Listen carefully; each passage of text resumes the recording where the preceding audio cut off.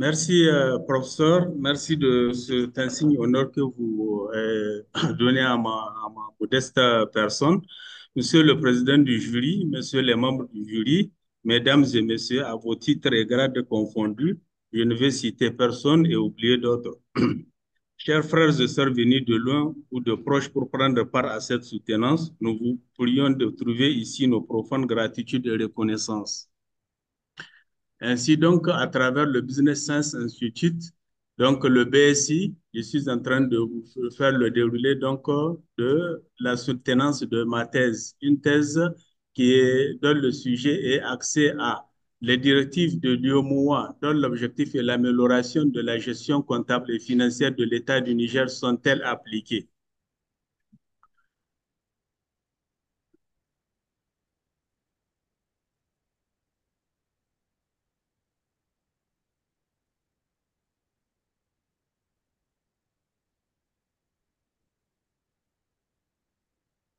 Nous allons passer donc à la présentation de la thèse. Donc, nous allons déjà le titre de la thèse que je viens d'évoquer tantôt. Il y a introduction au domaine de recherche. En troisième point, nous avons problématique de la thèse, la revue de littérature, la méthodologie de recherche, enquête du terrain, analyse des résultats de recherche, les recommandations managériales et je terminerai ma présentation par une conclusion autour donc de la soutenance de ma thèse.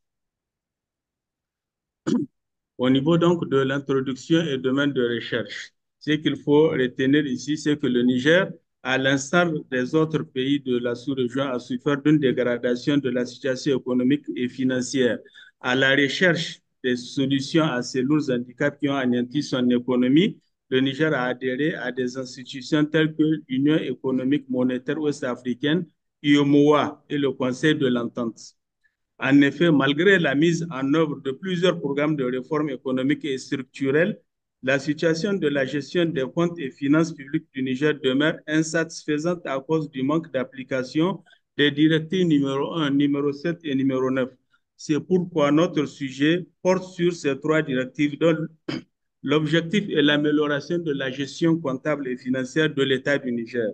Notre étude vise à démontrer que si la gestion comptable et financière du Niger connaît un déséquilibre insurmontable, c'est parce qu'il y a eu une mauvaise et insatisfaisante application des directives numéro 1, numéro 7, numéro 9 dans les différents services de gestion comptable et financière.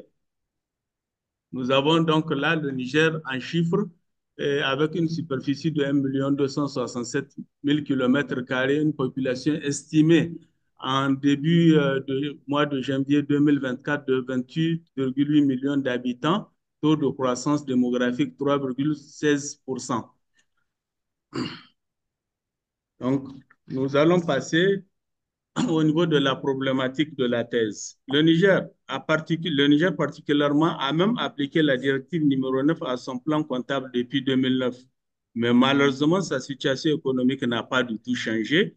On continue de relever les misères et la pauvreté des populations qui clament leur situation désastreuse face à la gestion calamiteuse des comptes et finances à telle enseigne que l'on se pose la question de savoir est-ce que les directives de l'UOMOA dont l'objectif est l'amélioration de la gestion comptable et financière de l'État du Niger sont-elles appliquées? Cette question fait appel aux questions spécifiques qui permettent de mieux saisir et comprendre l'orientation de la recherche. Ces questions spécifiques sont au nombre de trois. La directive numéro 9 de l'UEMOA portant plan comptable de l'État du Niger pour assurer l'amélioration de la gestion des finances du Niger est-elle appliquée? La directive numéro 7 de l'UEMOA portant un règlement général sur la comptabilité publique au sein de l'UEMOA pour renforcer l'amélioration de la gestion comptable et financière de l'État du Niger est-elle appliquée? La mise en application de la directive numéro 1 de l'UEMOA portant code de transparence du plan comptable de l'État pour contribuer à la sécurité et améliorer l'efficacité de la gestion des comptes et finances publiques du Niger en conformité avec les autres pays membres de l'UEMOA est-elle effectuée?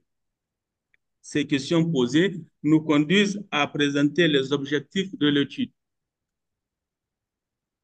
Nous avons l'objectif principal, Il s'agit de démontrer qu'il est nécessaire d'appliquer les directives de l'UEMOA dont l'objectif est l'amélioration de la gestion des comptes et finances publiques de l'État du Niger. Les objectifs spécifiques sont au nombre de trois. Nous avons trois objectifs qui correspondent aux questions principales qui sont savoir appliquer la directive numéro 9 de l'UEMOA portant plan comptable de l'État pour assurer l'amélioration de la gestion des finances du Niger. Chercher que la directive numéro 7 de l'UEMOA portant un règlement général sur la comptabilité publique au sein de l'UEMOA soit appliquée pour renforcer la directive numéro 9 dans l'amélioration de la gestion comptable et financière de l'État du Niger. Mettre en application la directive numéro 1 de l'UEMOA portant code de transparence du plan comptable de l'État pour contribuer à la sécurité et améliorer l'efficacité de la gestion des comptes et finances publiques du Niger en conformité avec les autres pays membres de l'UEMOA. Toutes ces questions de recherche et les objectifs nous amènent à voir la revue de littérature que nous avons parcourue.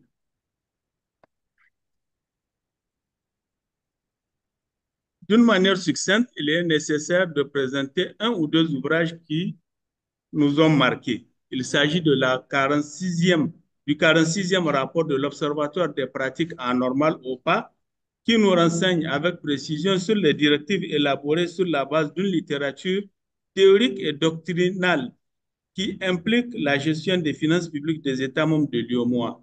La gestion des finances publiques est basée sur des objectifs d'origine historique, la création de l'UEMOA, l'application des directives, ses institutions, ses objectifs, ses organes et les conséquences. L'imbroglio ou les désastres économiques du non-respect des directives qu'on remarque dans les États membres. L'autre ouvrage issu de la littérature empirique est le mémoire de Tako Bokoy sur la gouvernance financière au Niger, défi de la mise en œuvre de la LOLF au Niger et proposition de démarche à la lumière de l'expérience française. Soutenu en juin 2017 à l'Université de Strasbourg, vient recentrer le débat relatif à la valeur et la pertinence de la gestion performante des finances publiques. Jusque-là, aucun chercheur ne s'est intéressé à l'application des trois directives au plan comptable des États de l'UEMOA pour améliorer la gestion des comptes et finances publiques, surtout du Niger. Et c'est ce qui donne la pertinence à notre étude dont nous allons aborder la méthodologie de recherche. Les points essentiels qui composent notre méthodologie de recherche sont le choix de la méthode, les hypothèses, les enquêtes du terrain, notamment le guide d'entretien. Choix de la méthode. La méthode d'observation participante que nous avons choisie est une méthode couramment utilisée dans divers travaux de recherche et aussi dans les affaires de finances banque, comme cela s'impose dans notre étude. L'observation participante ne pouvait pas suffire à elle seule pour récolter les données qui s'imposent pour étayer le sujet dans la dimension de la recherche. C'est pourquoi la mise en place d'une méthode type d'analyse socio-économique et environnementale est indispensable. Cette analyse socio-économique et environnementale est un choix préféré par rapport à la première méthode, car cette dernière permet d'aller jusqu'au bout des enquêtes qui s'imposent sur le terrain de recherche. Le fait d'obtenir des données brutes sur la gestion des comptes et finances publiques ne suffit pas. Il faut aller en profondeur par une analyse pour découvrir comment ces comptes et finances publiques sont effectivement gérés. Les hypothèses de recherche, hypothèses générales. Les directives de l'UEMOA 01 relatives à la transparence, 07 comptabilité publique et 09 plan comptable de l'État sont complémentaires et leur application contribue à l'amélioration de l'efficacité de la gestion des finances publiques, mais ne sont pas totalement appliquées au Niger. Les hypothèses spécifiques sont au nombre de trois. Il existe un plan comptable de l'État, mais il n'est pas appliqué conformément à la directive numéro 9 pour améliorer la gestion des comptes et finances publiques. La directive numéro 7 de l'UEMOA portant un règlement général sur la comptabilité publique au sein de l'UEMOA pour renforcer l'amélioration de la gestion comptable et financière de l'État du Niger n'est pas appliquée. Enfin, la mise en application de la directive numéro 1 de l'UEMOA portant code de transparence du plan comptable de l'État pour contribuer à la sécurité, améliorer l'efficacité de la gestion des comptes et finances publiques du Niger en conformité avec les autres pays membres de l'UEMOA n'est pas effectué régulièrement. Toutes ces hypothèses sont des réponses préalables destinées à être vérifiées sur le terrain de recherche. Enquête du terrain. La recherche documentaire n'est pas plus limitée à la seule lecture des documents manuscrits des laboratoires. L'évolution des technologies, notamment l'Internet, nous a facilité l'accès aux ouvrages de notre domaine et grâce aux visites des sites web. Construction d'un guide d'entretien. Nous avons élaboré un guide d'entretien sur la base de nos objectifs et en suivant avec la rigueur les trois hypothèses. Le guide contient des questions ouvertes pour récolter des données qualitatives et des questions fermées pour les données quantitatives. Ce guide d'entretien est composé de 40 questions, dont 8 liées à la première hypothèse, 16 à la deuxième et 14 à la troisième hypothèse. Toutes ces questions ont été distribuées à tous les services financiers, à savoir les ministères, les organisations, les institutions et services de l'État. À l'issue de la distribution de ces guides d'entretien que nous avons récoltés, c'est à la suite de la distribution de ces guides d'entretien que nous avons récolté les données pour les analyser. Analyse des résultats de recherche. L'analyse des données s'est faite donc selon chaque hypothèse en tenant aussi compte des objectifs poursuivis.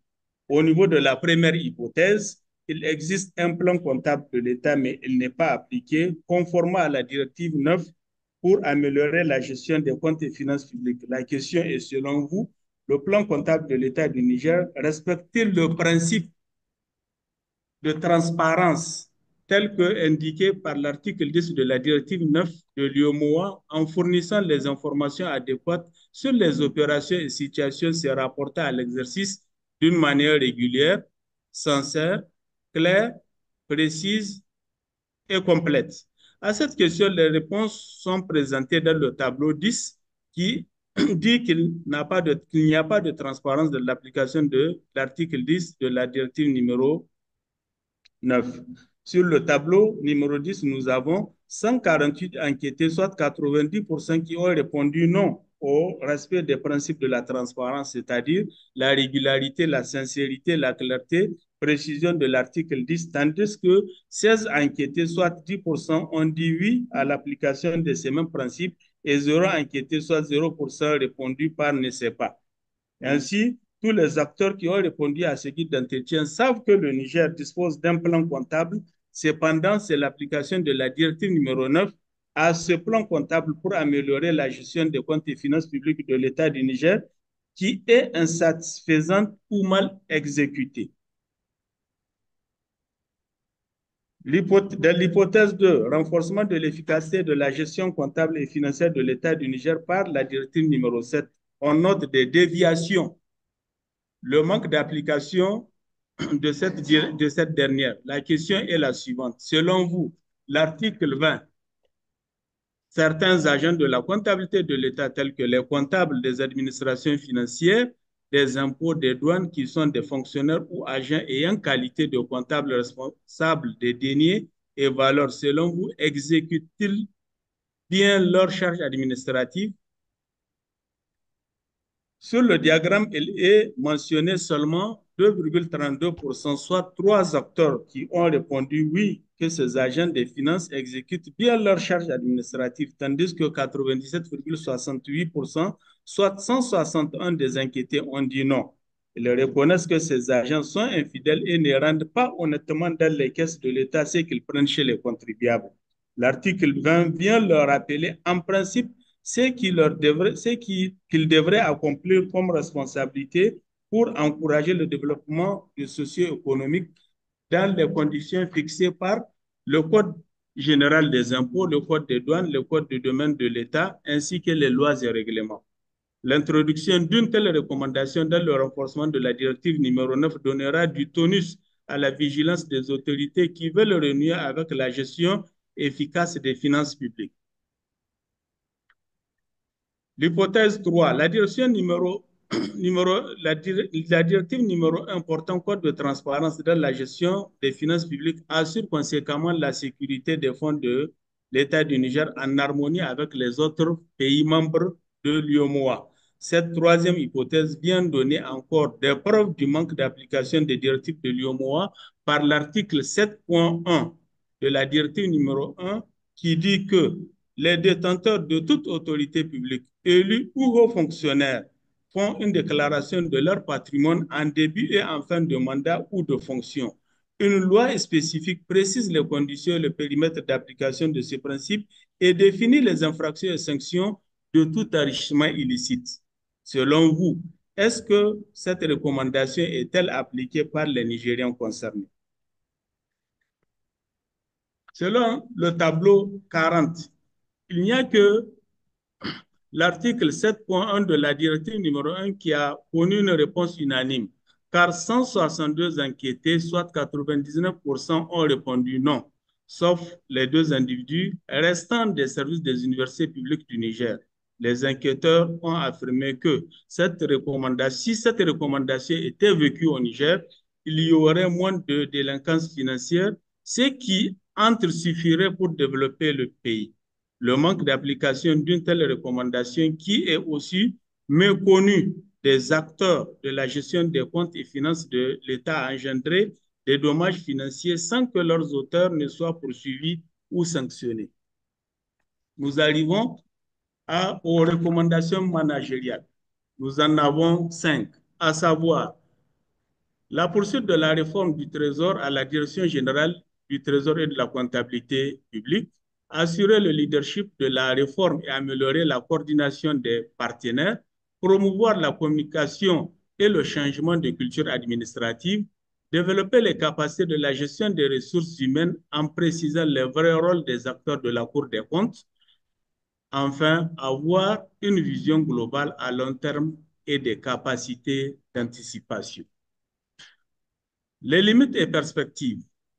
Les limites de notre recherche se situent au niveau de la confection du guide d'entretien qui est centré uniquement sur l'application des 3 directives au Niger sans voir les autres directives et leur application dans les autres pays membres de l'UEMOA. Cette recherche a permis de découvrir d'autres domaines d'études sur la performance des acteurs salariés au ministère de l'Économie et des Finances, la lutte contre les détournements et la délinquance financière au Niger et la gestion des comptes et finances publiques, freins ou moteurs de développement économique. En quintessence, toutes choses restant égales, nous pouvons affirmer sans risque de nous tromper et dans le droit par rapport donc à nos recherches que les directives qui sont destinées à contribuer à l'amélioration de la gestion de la comptabilité des finances publiques au Niger sont bien les directives numéro 1 portant code de transparence, numéro 7 portant règlement général sur la comptabilité publique et numéro 9 portant plan comptable qui assure l'efficacité de la gestion comptable et financière de l'État du Niger, mais ne sont pas appliqués comme le démontrent les résultats de la recherche. Je vous remercie beaucoup pour votre aimable attention et j'attends toutes vos remarques et propositions pour parfaire mon travail. Merci beaucoup.